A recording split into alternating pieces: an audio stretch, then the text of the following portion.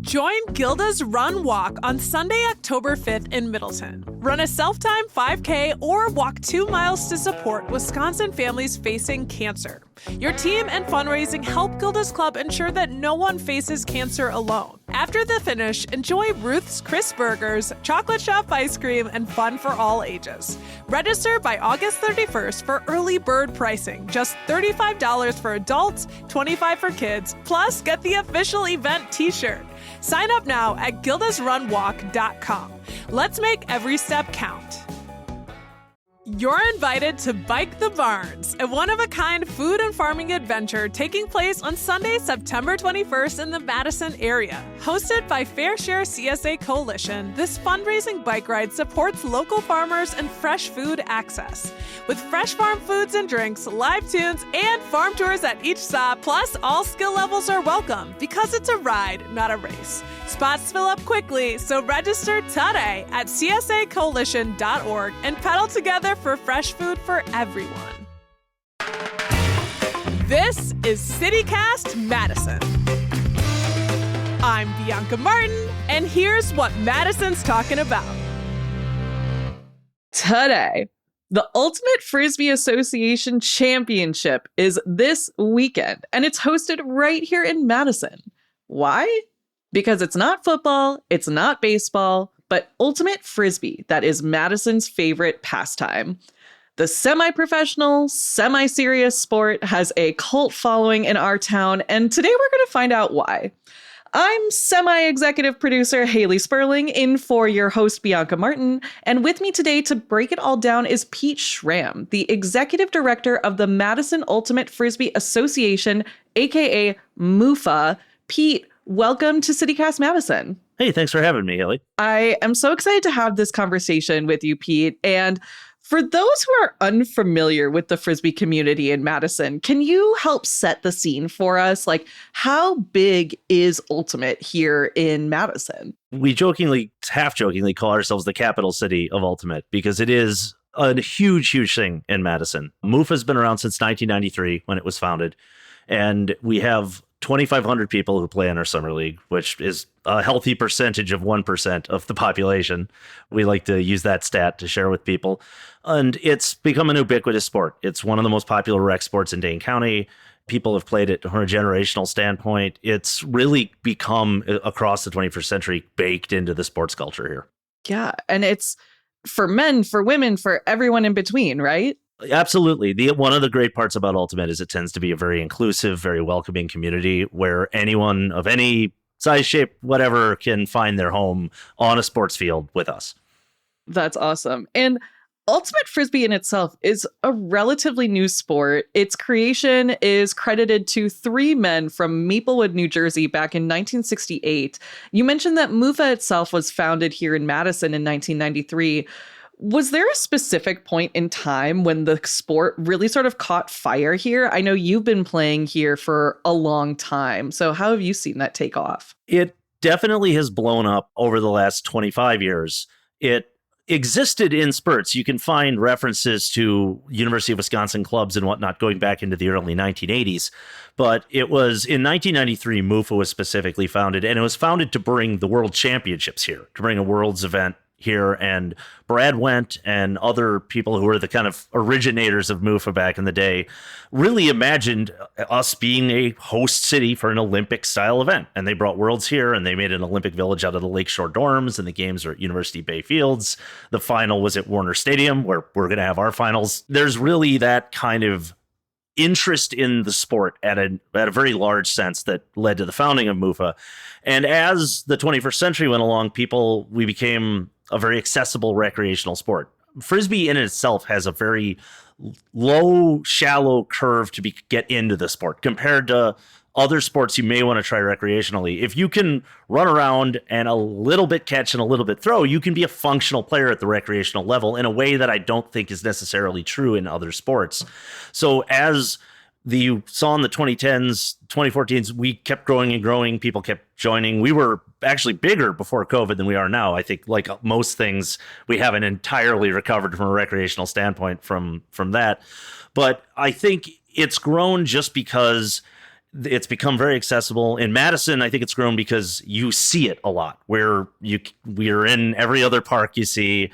Our jerseys are an ubiquitous part of just the landscape. I've joked you can't bike around Lake Monona without seeing a Mufa jersey. I'm not sure it's possible. I would have to agree with that. I mean, that's kind of, my next question too is like, how did this sport manage to get such a chokehold on like the Madison community specifically? Because like you mentioned, this is a sport played across the world. I'm going to out myself here. The first time I actually went to a Frisbee game was a tournament in the Netherlands. And so seeing all these teams from across the world come together to play this sport that I knew nothing about is crazy. And then to see that it is just happening everywhere all the time in Madison is kind of wild. Well, and I think I would guess that might have been Windmill Windup. Was that the? It was Windmill. That's actually a really good example for one of the reasons I think Ultimate, once it got a foundation, continued to build, because Windmill, like a lot of the national or international tournaments, is as much built around community as it is around the sport. Yes, we're playing games here, and there are scores, and eventually there will be a champion. But there's the whole sub part where Ultimate has always really had a community aspect baked into it. And I think that has been very attractive to a certain group of people, myself included. This is one of the reasons I got into Ultimate, was because it provides a competitive element. It provides that athletic element without necessarily veering into the extremely competitive places other sports can go. And there's always been this level of sportsmanship. In Ultimate, it's codified as spirit of the game, but really a respect for your opponents and a respect for the fact that we're here for a shared experience. We're here to have fun. We're here to enjoy ourselves. And it doesn't have to be fisticuffs with the other team. And I think the ability to build that community and how you've watched over the years in Ultimate where these teams have stayed together. My team has been together for Summer League for almost 20 years now. And it has gone well beyond the Frisbee field at this point, where we are each other's social circles. We have gone to each other's weddings. As a personal example, 2 weeks ago, I officiated a wedding where I was the captain of the two people and they had met on my team. Oh my God. that's a possibly extreme example, but that's not an uncommon example. It's one of the ways where Ultimate really has that other element, I think. And it's an element that is very, very attractive. The ability to have, without sacrificing the athletic experience, to have a really positive community experience. Yeah, I mean, it's huge. I know people that, have, like you mentioned, been married on the same Ultimate team. I mean, if you talk about how much of the Madison population plays Ultimate, how much of that population has found a significant other, or, how many Mufa babies are out there, right? Are we keeping score? It would be a lot. I mean, full disclosure, I met my wife on my 2014 Fall League team. Like, that was where we first got introduced to one another. We have teams in Summer League where you have people playing with their kids, because you can start playing Summer League when you're 14 years old. And you have people who started playing when I started playing. They've got middle schoolers and high schoolers now. And when you look at our registration, you'll see the same last name a bunch of times, and you will see multiple generations within that name. And that has also helped. It can be a family sport. We have a lot of teams where the players are playing and moms and dads are swapping places because they got to watch the kid on the sideline. And oh my God. it's something you see a lot out there. And I think it's just another sign of how good the community is. It's clearly, very community driven, and there's so many social aspects to Ultimate in Madison. And, you've alluded to that here, is that it is a huge driver of connections in our community. And with that too, there are a few pieces of the Madison Ultimate scene that have some people wondering, myself included, is this sport actually maybe kind of a cult in our city? I can't say no. But in the same way, there's always going to be that element where first, anything that isn't in that mainstream, the people who are super into it are going to feel a little bit like another. And I think that's sports, that's other things. But also, Ultimate players very, very can become Ultimate players, like full blown. This is my identity. We laugh. There's nobody who loves their outfits more than Ultimate players. Ultimate players love their jerseys. The teams, particularly at the club level, put incredible care into designing their jersey every year, and they are often spectacular looking. I think there is an element of, because the community tends to develop relationships and friendships, it starts to feel a little insular, which I would hope that people would realize that it's very accessible, and this is something you can be a part of, not in the dear leader way that another cult might be, but there is the element of, I think communities will tend to band together particularly in times like this sometimes. And Ultimate's no different than that. It is very much people who are Ultimate players become Ultimate players. It becomes a pretty heavy part of your identity. And as you've been to tournaments, as you get more and more into it, there are levels of the recreational player to the tournament player to the travel player. I took a team out to Seattle every 4th of July weekend for 12 years to play in a tournament called Potlatch. And people were like, why do you, first weekend in July, put on same color jerseys and go to a field in Seattle for 3 days? And right. It sometimes is tough to explain, but it is because that community is so strong. It is just a ton of fun to be a part of.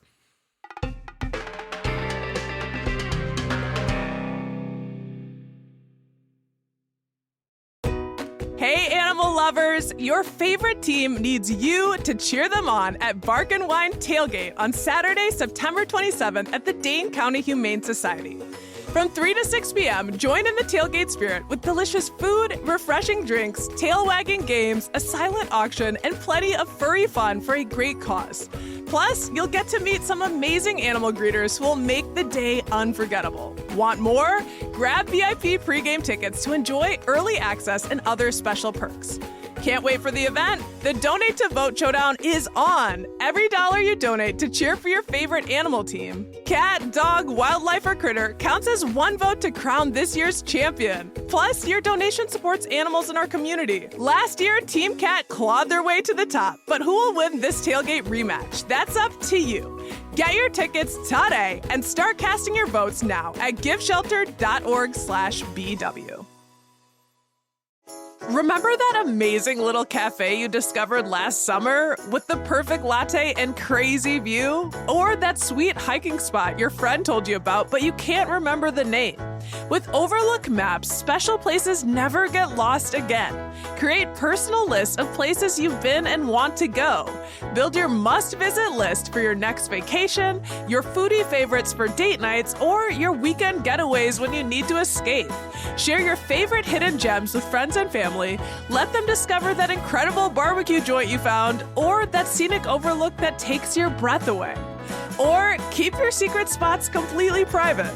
Planning a trip with friends? Create a shared list where everyone can add their ideas. Visiting a new city? Check out lists from locals who know the real gems, not just the tourist traps. And here's the best part. No ads cluttering your lists. No one selling your data to advertisers. Just your personal collection of amazing places organized exactly how you want them. Overlook Maps, collect, organize, and share the places that matter to you. Download free at overlookmaps.com and check out overlookmaps.com/Madison to see some of our lists and great spots on a map and in your pocket. Your places, your way. I do want to circle back to the outfits because I mean, people who listen to the show, they know me. They know that I love a good outfit. I'm not necessarily a sporty gal, but I'm always here for the uniforms. And, you can always tell an Ultimate player because, like you said, they're wearing Ultimate gear. Is that like just such a big signaler as being part of that identity? Like, what is it about that just kind of keeps people coming back to it? I think there's an advantage. This is one of those times there's an advantage of not being one of the institutionalized sports because you don't have jerseys look like this. And these are your requirements. There are, of course, requirements when you get at the national tournament level, but teams have a lot more freedom of expression within how they do those tournaments, how they do those jerseys. And I think there's pride. There can be an extra element of pride in wearing your team's jersey when it wasn't just this is what jerseys look like. When a lot of the teams will put a great deal of care into what do our jerseys look like this year?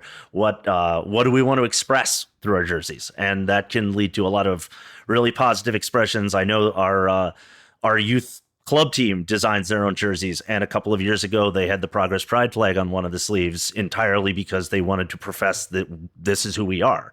And there are elements like that across the league where wearing your beliefs on your sleeve can be a very real thing in Ultimate Frisbee. Bringing it back to the community and how Ultimate really got its hold in Madison and in our town specifically. We have to talk about the people that play Ultimate because, like you mentioned, they come from everywhere. It's a great way for folks to make friends. But I'm also curious, too, as one of the larger employers in town, does Epic also kind of play a role in the formation of this Ultimate group? Epic definitely is kind of the billows that are pumping the fire sometimes. It's been, I've never actually seen it, but I've heard it anecdotally that when people get their jobs at Epic, they tell them to sign up for MUFA to meet people. And I think there's an element of you're going to lose people every year if you're a recreational sports league because they start families, they have other obligations. But as long as you have more people coming in, and I think a lot of our local employers bring in people who Ultimate tends to be a sport that people play who went to college, people who it has a demographic element to that is very in line with with the people who are moving to Madison, either for grad school or to work for one of the big companies here. I'd be remiss if, as long as we're talking about companies, the other element is there are places like the Great Dane, which is our sponsor, and every team gets 2 free pitchers of beer from the Dane after every game. Can't be that. You can't beat that. But it also, there's a community element to that means you go to the Dane after the game. And when you see 8, 9, 10 different teams at different tables, and it does something that when you think of the other rec sports who, like, the teams are sponsored by their own bar, they come, they play their game, and they fan out, and they'll maybe see each other the next week. Whereas we go play our games, and we then come together after the game. And that element of it, I think, just builds into the community of you just saw your opponent, but now they're the friends at the table drinking next to you. And it's all those components where it's more than just about the sport. It's a way you meet people. On my summer league team a few years ago, we had 2 people. They had both moved here to work for Epic. They hadn't met each other at Epic yet. They met through our team and then knew each other at work. It had gone the other way around. So I think just having this thread through the community is just, there's so many ways to meet people through us and to get to know people through us. Absolutely. Absolutely. I love that you brought up the Great Dane as this sort of communal watering hole, but also, again, to me, it brings back that culty aspect of the Great Dane being the church of MUFA. There's enough people wearing very similar shirts on weeknights there that it can be a little confusing if you're not a MUFA player and you walk into the wrong Dane at the wrong time. Right. You're like, what did I just get into? And, we've been talking a lot about the community and the culture surrounding Ultimate Frisbee in Madison, but I think we need to break down, how people actually play the sport, right? So for those of us who aren't super familiar with the game, like, how does Ultimate Frisbee work, Pete? The joke is I first have to go, it's not disc golf and it's not the one with the dogs. It's a 7-on-7 field sport where the goal is to advance the Frisbee into the end zone and catch it for a score. That's the fundamentals of the sport. And if it touches the ground, the other team gets it. So you can only pass it. And when you have the Frisbee, you can't run with it. So passing it is the only way to advance the Frisbee down the field. In most recreational leagues, ours included, it is a mixed gender sport. So there's a even number of male matching and female matching players on the field at the same time. That's the terminology we use as to not necessarily who your identity is, but who you would guard in a binary system. There are eccentricities within the game, of course. There are going to be complex rules, but that's the core of the sport, is you have to pass the disc down the field and catch it in the end zone. And if it hits the ground and the other team catches it, they go the other way. And you have 10 seconds to throw it. When you get it, that's counted because our sport is self-officiated. All the calls and counts and everything are done by the players themselves. So there's that component to it where we're a sport without refs, again, at the recreational level. And the advantage, one of the reasons the sport I feel is accessible, is that you can know those few rules and start playing. Right. So it's not that hard, like you said, for anyone to just kind of pick up and start playing. So basically throw the disc and don't travel. To throw the disc, don't run with it, and if it hits the ground, the other team gets it, and you try to catch it in the end zone. It's one of those I would like to think, I'm going to hate on cricket for a second for no good reason. I've watched cricket and I've never understood how it works. I don't feel like that would be the case. I think you could watch Ultimate for 10 minutes and have 80% of the knowledge you need to be able to watch the sport functionally. I love that. So lots of ways for people to get involved, and you can start a team right here, right? Get going. And that's one of the advantages. Our summer league is a bring your own team league. And we have a system we use we call it the Swiss system. I think it's originally taken from chess, where as the season goes along, we do the schedule 1 week at a time, and we line up teams that have done similar throughout the year. So the point isn't like just to see who wins the schedule we give you. As the season goes along, we try to give people more and more equitable matches. Because again, the point is to have a good game, is to have a good experience. So if you're a team that struggles at the beginning of the year, you're not in it for the whole summer. By the end of July, you're going to be playing other teams that had similar experiences. And that's why I would always think if you have a team that has never tried it before, it's worth trying for a summer.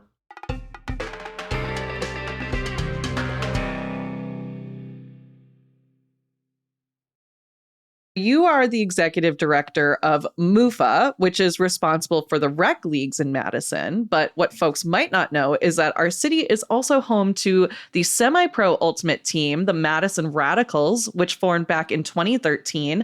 There's also a women's semi-pro team in Milwaukee, the Monarchs, that formed more recently. And I'm curious to get your take on this. Like, how has the introduction of the Radicals and the Monarchs changed or influenced the greater ultimate scene in Madison? We're one of those kind of middle niche sports, and there's always the question of legitimacy. And that's a question that the ultimate universe has pursued and asked itself for the entire time I've been playing it, and even longer. And there is an element at the semi-pro level. It adds this air of legitimacy, and that opens a lot of doors, particularly when you're talking about at the youth level. Because it's hard. We have a burgeoning youth scene. Most high schools have a boys team. Some high schools have a girls team. We would always like to see more on that level of development. But when you can point at this group playing at Breeze Stevens Field that is drawing crowds, Radicals draw incredible crowds. The Monarchs, when they've played here, have drawn good crowds, both here and at Hart Park down in Milwaukee. But when you could point to those crowds and go, people watch the sport, people are interested in the sport, it's easier to sell the sport at the youth level. And that opens doors when you're trying to create more youth participation. It opens doors in terms of just people, when you go to them and say, hey, we're an ultimate Frisbee organization, they're more likely to go, oh, that sport, I saw that sport on TV at Breeze Stevens, as opposed to asking, is that the one with the dogs? So there's certainly that level of adding that element of legitimacy does open doors across the ultimate community. Yeah, I mean, it's huge to be able to see the sport being played in the places that we live. You know, you mentioned that the Radicals play at Breeze. Our friend Jason Joyce, the publisher over at Isthmus, is also the announcer for the Madison Radicals. We love a little journalism crossover here. And, you know, as I mentioned earlier at the top of the show, this weekend is the Ultimate Frisbee Association's championships. And it's going to be right here in Madison at Breeze Stevens Field. Is this a big deal, or really like a testament to Madison's ultimate prowess and that the event is happening here? I know it's happened here before, but what does this mean for our city and for the culture of the teams? It's really a sign that at a national level, like, people understand how ingrained and how supportive the ultimate community is. Because when you're choosing a site for an event that you need to be your marquee event, you're going to pick a place that is going to provide crowds and is going to provide fans and is going to provide interest. And there's a testament to the fact that Madison's here, and Madison's not in it. The Radicals, they made the playoffs this year. It came up short on the way here, but people are still going to go. People are going to go watch the semifinals. They're going to go watch the finals. And that's testament to how much people here absolutely like ultimate is a sport you go watch. And we're excited for a bunch of things. There's going to be a women's all-star game at the middle of the week this week between the Western Ultimate League and the Premier Ultimate League, the two semi-pro leagues. They're going to have a showcase game. People are really excited to go to that, and that's going to have fans too. So I think there's a national recognition. To use another example, College Nationals was here last year. And to get a bid like that means the college national organizing body, USA Ultimate, had to look at us and go, that's a place that are going to bring fans, are going to bring a crowd. So I think it really is a testament to how people across the United States understand that, like, this is a city that lives and breathes ultimate in ways that other places don't. And UW has both a men's and a women's team as well, right? They have men's and women's teams. There's kind of I think quite a history to both of them. The men's team, they aren't called the Badgers because it is a club sport. So the men's team is called the Hodags. The women's team is called Belladonna. There are levels. They have B teams, and I think they may even have C teams underneath. But the Hodags and Bella have both been competitive at the national level. I believe the Hodags have won a couple of national championships. Bella has certainly gotten close a few times. So, they're not just college clubs. They are nationally competitive college teams. All right. Well, watch out for those guys. All right. So if people want to get involved and try their hand at Ultimate Frisbee, what's the first piece of advice you would give them? The first piece of advice I'd have is try it. That's terrible, just repetitive answer of what you just said. But it's fair. It's true. You got to do it. You have to do it. I think what I would tell them is, like, at MUFA, we have multiple leagues. We have our summer league, which is team-based, but our spring and fall leagues are actually what we call hat leagues, where you can sign up by yourself or with one other friend, and we will make the teams to try to make nice, even teams on both sides. In spring, we have coached leagues where if you prefer to learn some skills along the way, you can sign up for those. We have a lot of opportunities where even if you don't have a pre-existing group of friends you wanted to play a sport with, in spring and fall, if you're a single person looking for a team, we will find you a team and give it a shot. As I said, I don't think there's a huge learning curve to try the sport. And at minimum, you're probably going to make some friends along the way. I love that. It really is. Ultimate Frisbee is the friends we make along the way. If people want to get involved in MUFA, where can they find you? Our wonderfully simply named website, www.mufa.org. Again, we usually have registration information right up at the top of it. For Fall League, we have limited room because Madison doesn't have a lot of lit fields at this point, but there are still opportunities to get involved this fall. Otherwise, year-round, there are always opportunities. Some indoor leagues in winter, plenty of outdoor leagues throughout the rest of the year. So www.mufa.org, mufa.org. All right. Well, you heard it here first, folks. All year round, Madison is an Ultimate Frisbee town. Thank you so much for enlightening us on this subject, Pete. Absolutely. Thanks for having me. That's Pete Schramm, Executive Director of the Madison Ultimate Frisbee Association, aka MUFA.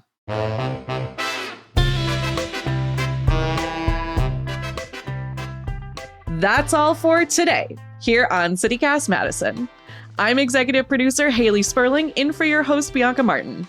Don't forget, you can support this show and get great perks by becoming a CityCast Madison neighbor at membership.citycast.fm. Maybe one day we can make a CityCast Madison Frisbee. And if you enjoyed today's show, why not share this episode with someone who plays Ultimate Frisbee? We know you're out there.